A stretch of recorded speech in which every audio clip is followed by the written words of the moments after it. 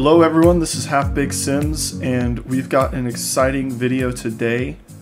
We are going to be flying a pretty fun flight that I do a lot from Dallas-Fort Worth to Las Vegas.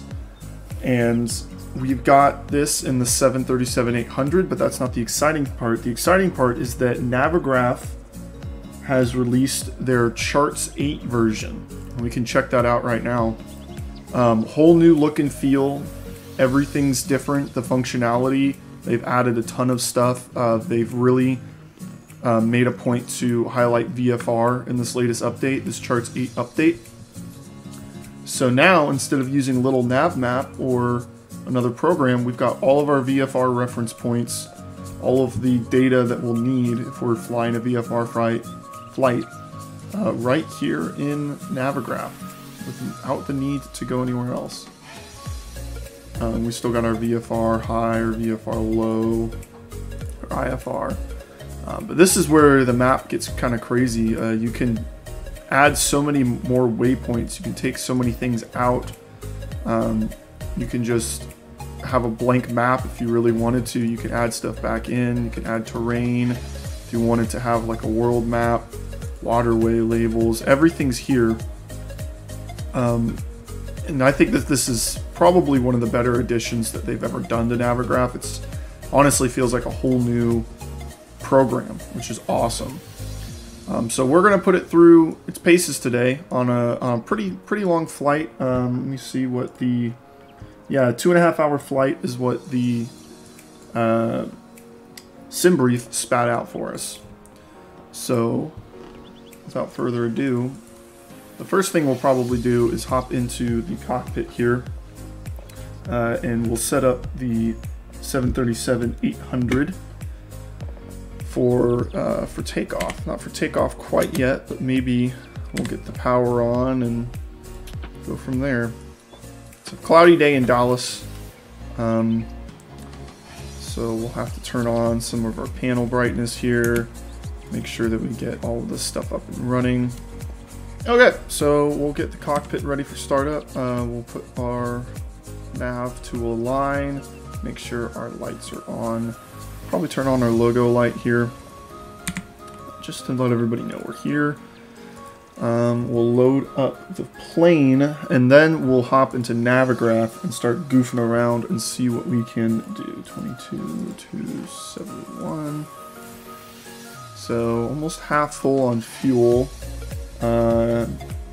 Let's see, we've got a pretty light load today. 121.3 on the zero fuel weight. Back to ground services. Okay. Yep, it's pretty cloudy here in Dallas, so we'll get Navigraph going here. So I think this works pretty much the same way. Oh, well, see, that's different. So this is a new flight. Can I delete this? I cannot. So if I import from SimBrief, it pulls up all of your past ones. So you can actually choose now instead of having to make sure that the latest flight loaded in SimBrief is the one you want to fly. You can actually choose which previous one, import and open. Ooh, look at that. Oh, that looks so much better. You can see all of your points laid out perfectly here. And look at that. That's the coolest thing I think that it's doing so far, is it actually pulls up all of your airport charts and your arrival departure charts automatically without having to go through and click them to open. We do need to select our approach though, which is kind of cool. Look at that. This is so sweet. So it shows our en route here to Rockstar, and we're landing on 8 right. And if we look at the airport map, 8 right is, let's see, KLAS 8 right. Yep, right here. So we're gonna fly all the way around and then down this runway. So if we're doing 8 right off of the Rockstar 3 to approach. Let's see if they've got an 8 right here. 2 runway 8 right. Let's see, iOS. See, that's an RNAV. So, okay, so up here it suggests our two. So let's see, we can overlay it onto our route here. This is what it suggests us to run. So we'll do that. Look at that. That's so cool. So now it automatically updates our flight plan and tells us which points we've got to hit, what our transition is. This is very important. Gives us our landing path and even gives us our takeoff or our go around path over here.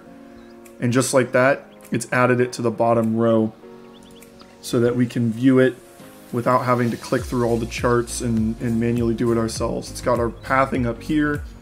This is just the coolest thing. I know that I'm kind of geeking out about it, but man, I don't know. I don't really know what else you could ask for charts to do. So we could do a save as, sync with the current flight. So there's our flight route. Ooh, pretty laggy here. And I think this is one of the coolest things they've added. Is you can just keep zooming now and look at that. It's got all the runways listed. It's got all of your taxiways listed, all of your routes. Everything is here without having to click into this airport info at all. I can see where we are in the airport. I can see all the data and information that I'll need. And it's all right here. So I think this is pretty cool. We'll keep track of this throughout the flight. But we'll go back into our Boeing here. Let's see, and we'll get stuff started. Let's make sure we've got our air conditioning on. Turn you off. Okay. Rest position. We are at KDFW. I usually fly out of Love Field when I fly Southwest flights, so this is kind of funny to not do that.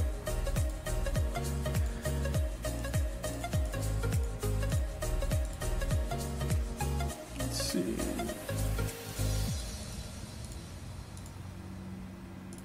Departure. We're off of 17 right to the Harper 3.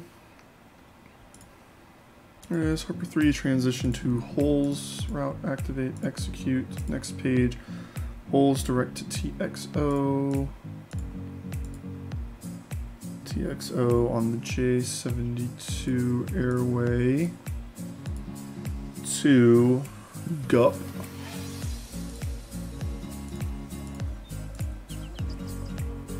Direct to haha.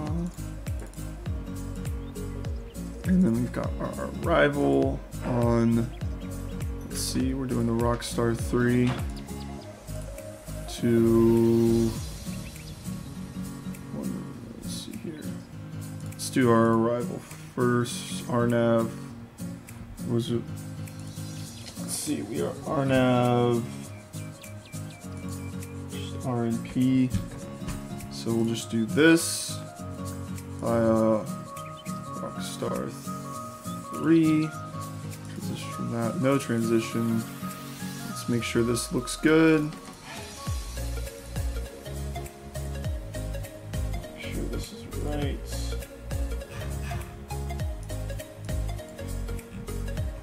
Yep, everything's right here.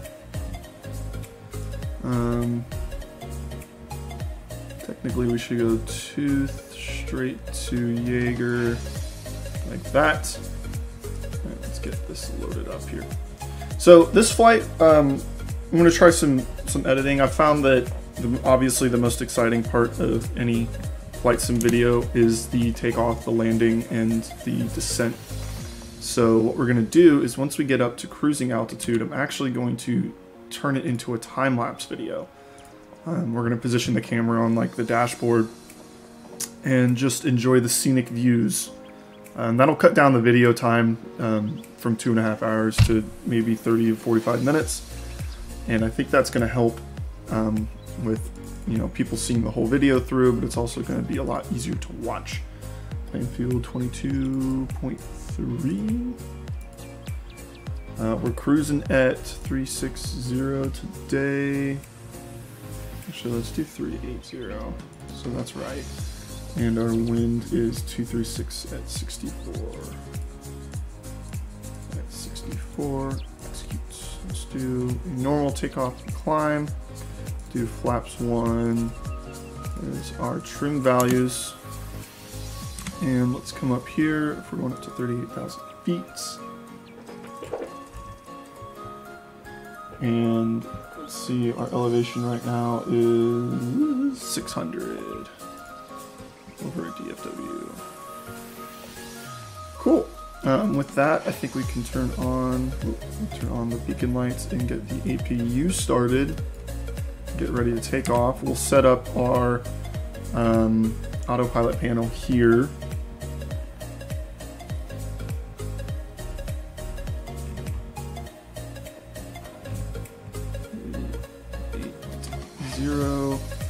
Heading off of 17 right is 176. And our takeoff, our V2 is 152. Cool. Flight director's on. Let's just turn this on so I can get this out of the way. All right, we're almost there on the APU side of things.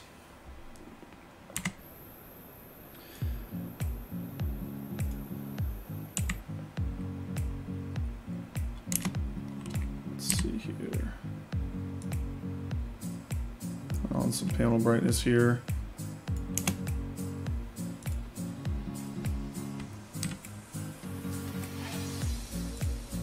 Our APU bleeds on. And we'll turn on our hydraulic pumps.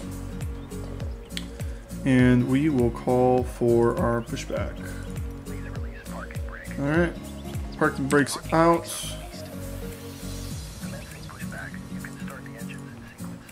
Turn on all our engine pumps, turn off our packs, and we'll turn the engines on.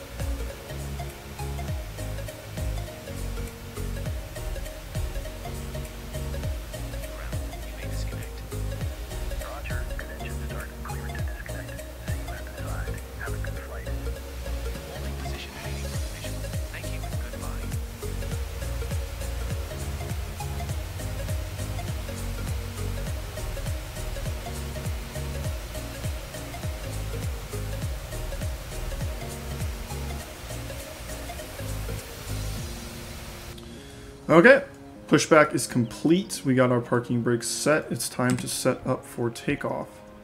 We'll turn on our engine bleeds, switch over our generators to the engines, turn off the APU bleeds, get our isolation packs closed, window heat, probe heat, yaw damper on, get our position lights to strobe and steady, turn on the taxi lights.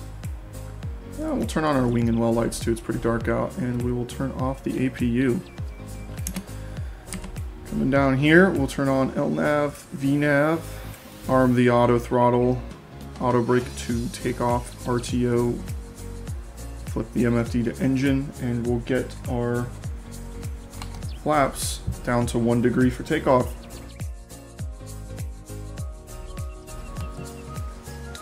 All right.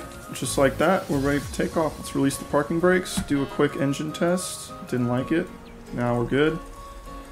I always thought that's funny. That's how you do the takeoff config test on a Boeing 737. On a 737, you just slam the controls forward, and that's how it tells you if it's ready to go or not.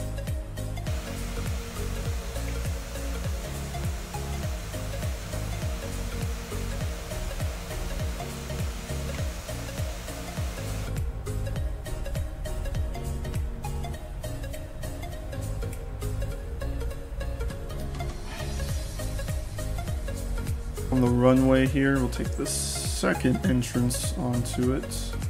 I guess it might be the first. Don't need the full length, we're not a 747.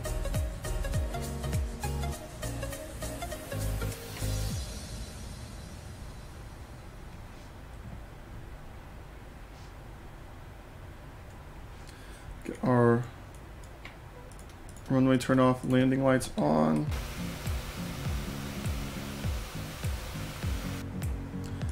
Alright, timer start, and we'll be good for takeoff.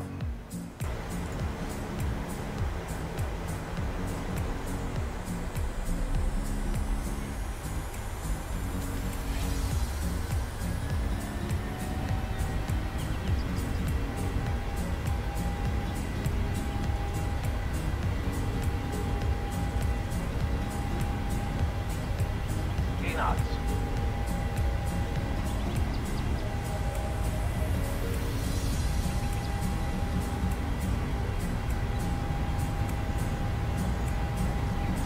B1 tape.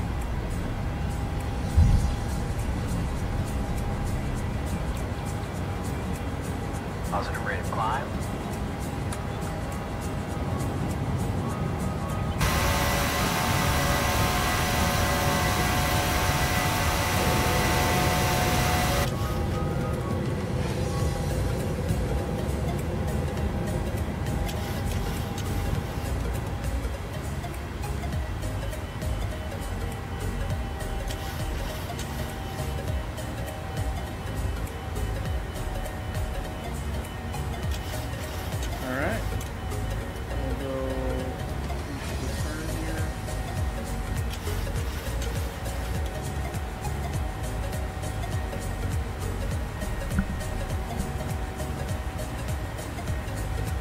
Turn, flaps up. Make sure all our lights are off. You down, you can come off RTO.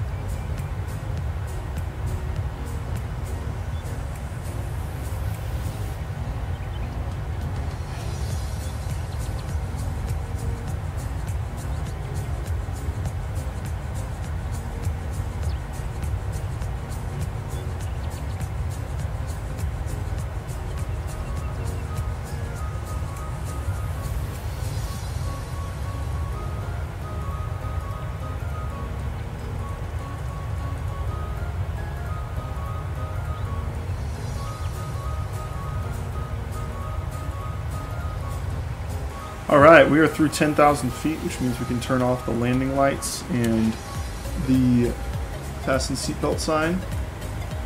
Everyone's free to move about the cabin now. And we are on our way up to 38,000 feet, our cruising altitude for today.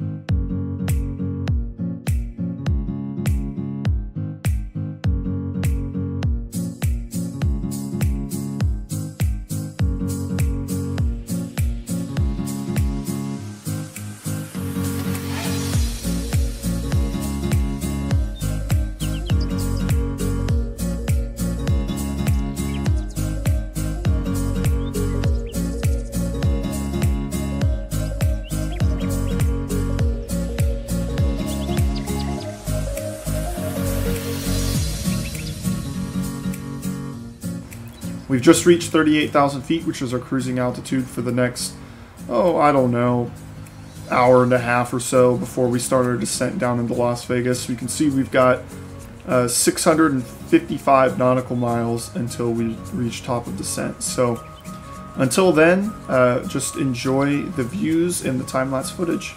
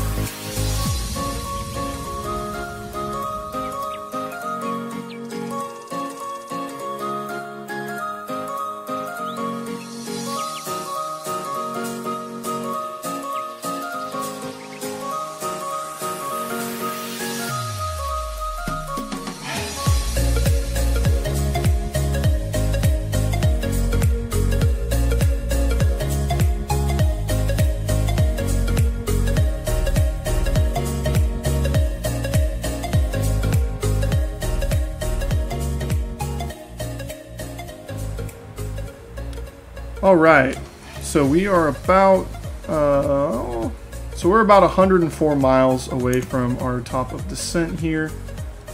So I figured it would be a pretty good time to bring the audience back into the cockpit and we can get set up for our descent.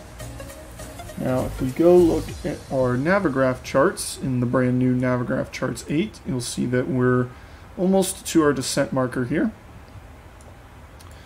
So to set up for a descent in the 737, it's pretty easy. All we need to do is leave the LNAV, VNAV enabled, and we'll come down to, let's see here, come down to about 3,800. This is going to be a very interesting turn in here because the last waypoint is actually the one that lines us up with the runway, so engaging the approach mode could be kind of tricky, but I think it'll work pretty fine. So we'll come down from 38,000 to 3,800. All right, and as you can see, this is on a course of 079 degrees, and the this is an RNAV, not an ILS, so we won't actually get the ILS readout. We can tune to 116.9 to get the VOR station from Las Vegas, so we will do that. But let's set our course to 79 degrees, because that is the runway heading. Come down here, and we will turn our nav1 to 116.9. And what that'll do is it'll just give us an approximate distance to the airport itself. Like I said, we will not get the ILS, the accurate ILS from the runway because we're landing on a runway without ILS. But we will still get a guesstimate from the aircraft. It'll still give us the bars. It'll mostly be like a, hey, this is the general area you should be at based on the data that I have. But the actual approach is going to be up to us. So after we make this final turn, once we hit BARP or whatever you want to call this, we're probably going to disengage our autopilot and hand fly it in. We could actually put a fix ring in here if we wanted to. I think if we could find the distance on this actual ring that they've got here, we could put the fix ring on the page so we would know to disengage at BHARP. Well, we can just put that in anyway. So that is 4.7 miles from the runway. So what we'll do is we'll come down here to fix, and we'll do this. And we will do a 4.7. Oh, I did it wrong. We have to do /4.7. And that'll put a fixed ring at 4.7. And we can actually see it right there. As we get closer, it'll look better. But that'll basically give us an idea of when we want to disengage the autopilot and hand fly it ourselves, like that. We're going to use auto brake 3 for landing. I'll get that set up now. And it looks like we've got another 10 minutes before we actually start our descent. Once we start the descent, I'll probably just go back into a time lapse here. So enjoy the arrival into Las Vegas.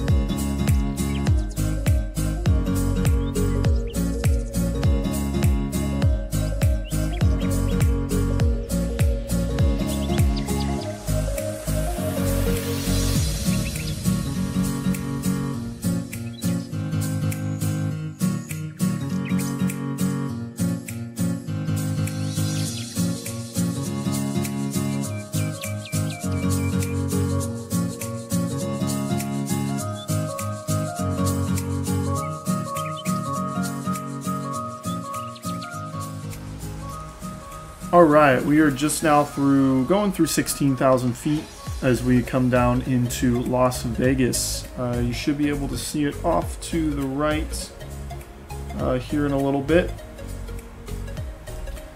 But for now, we can take a look at more Navigraph charts features. So, as we come around here, we're going to need to make sure that we really watch our speed as we come into the final turn. We don't want to be too high, especially on a RNAV approach. It won't correct our altitude as much as an ILS approach if we're off of it. So by the time we hit Jaeger, we need to make sure we're at 8,000 feet. And if we come down here into the legs page, you can see 210 at 8,000 is perfect. And we will just descend nice and rapidly down to our 155, which is our final 148, which is our final approach speed before we reach the runway. So everything's looking pretty good. Everything's pretty set up here. I will come back to you guys once we descend and start the final turn into Las Vegas.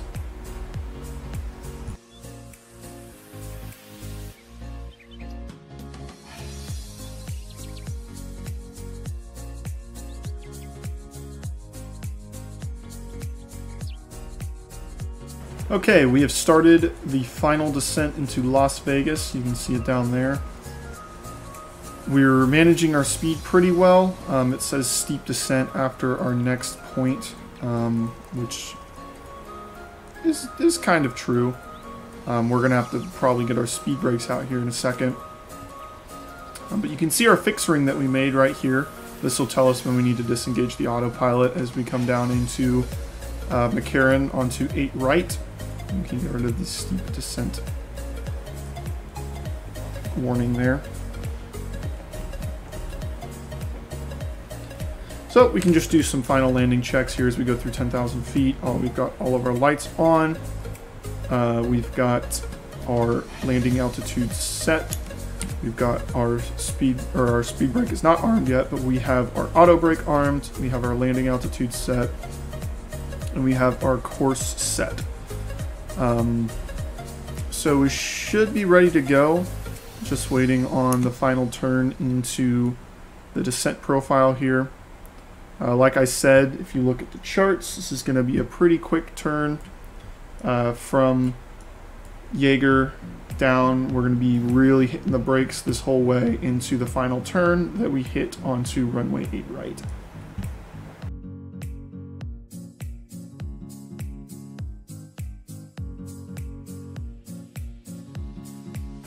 Okay, we're starting to drop some speed like I thought. We're going to need some drag here.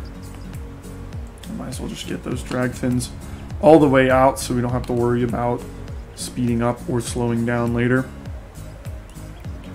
So we're right on profile for our descent. We're just a little over where we need to be on speed. What we can actually do is drop our flaps down to 1.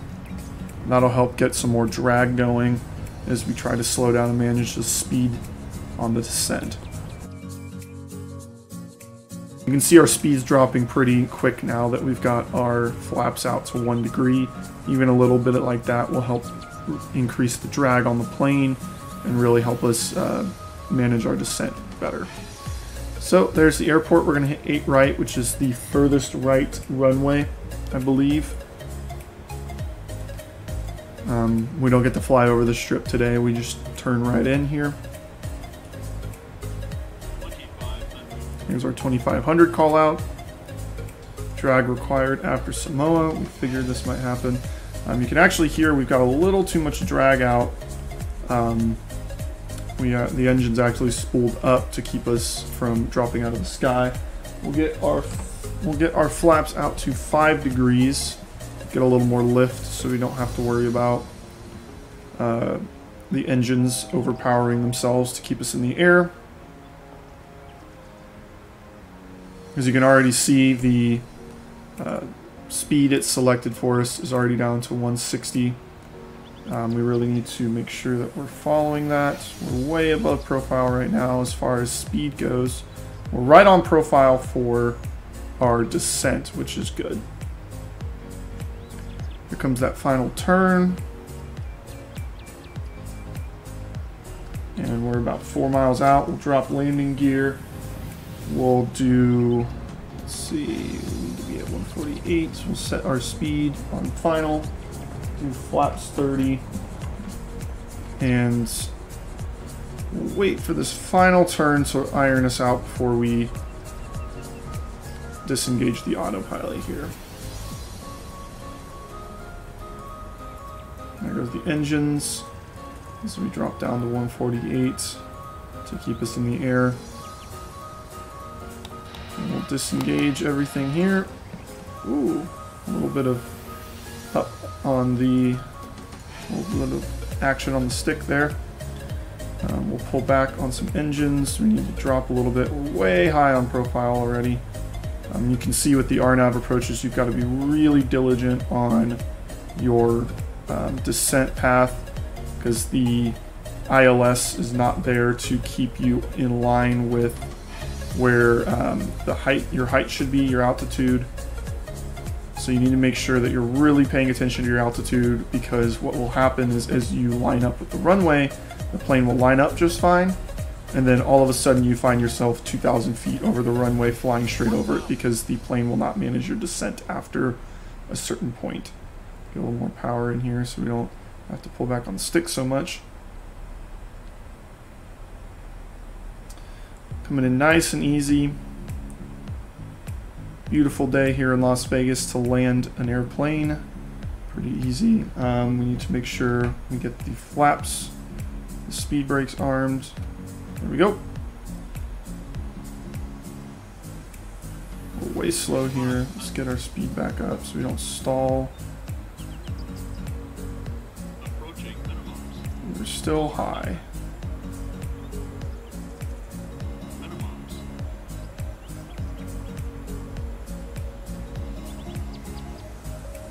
There's our shadow. Pretty cool.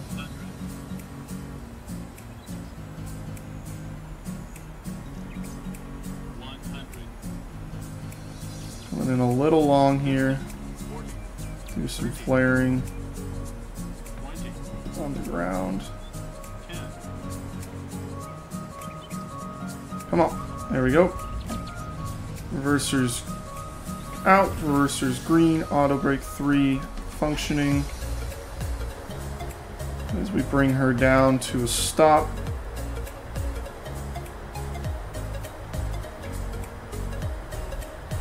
There's 60 knots, reversers out.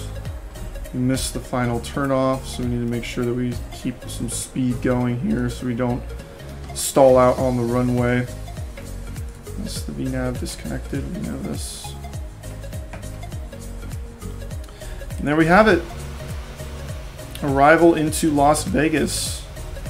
A little steep on the descent, but we managed it. We got there. Everything is hunky-dory. Let's get our flaps up. And turn off the runway here.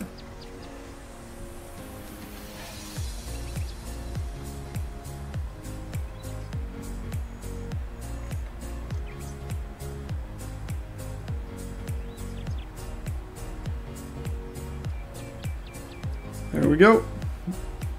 And we'll cross this runway here to get out.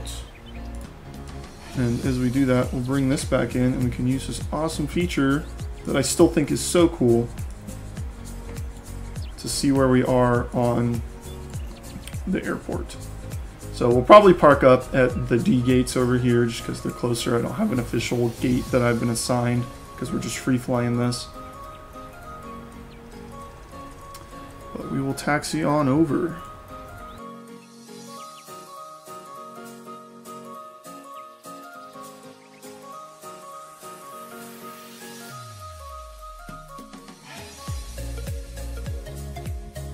Alright, let's see if we can park over here next to our Airbus friends.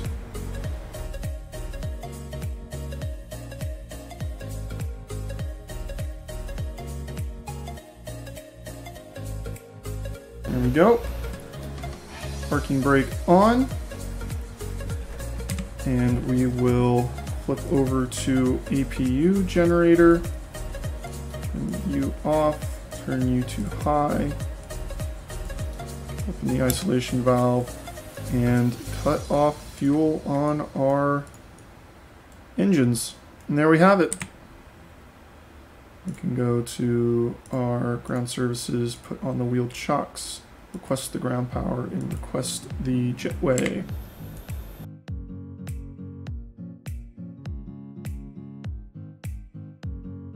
So thanks for stopping by, guys. This has been a really fun flight. I had a lot of fun doing it, and I hope you enjoy the video and with all of its fun time lapses. It's been a really pretty flight. That's a good day for it. Pretty approach into Las Vegas as always. It's a great scenery. This is the Fly Tampa Las Vegas scenery. I highly recommend it. And we had a lot of fun with Navigraph Charts 8.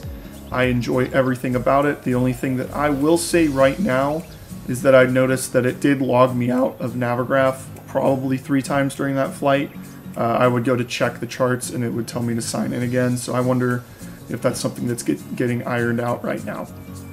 So if you guys enjoyed the flight, please make sure to comment and like, maybe even subscribe for more videos like this. I'll try and get 1 or 2 out every week. They do take a long time to edit, but I think it's worth it. So until the next one, thanks guys.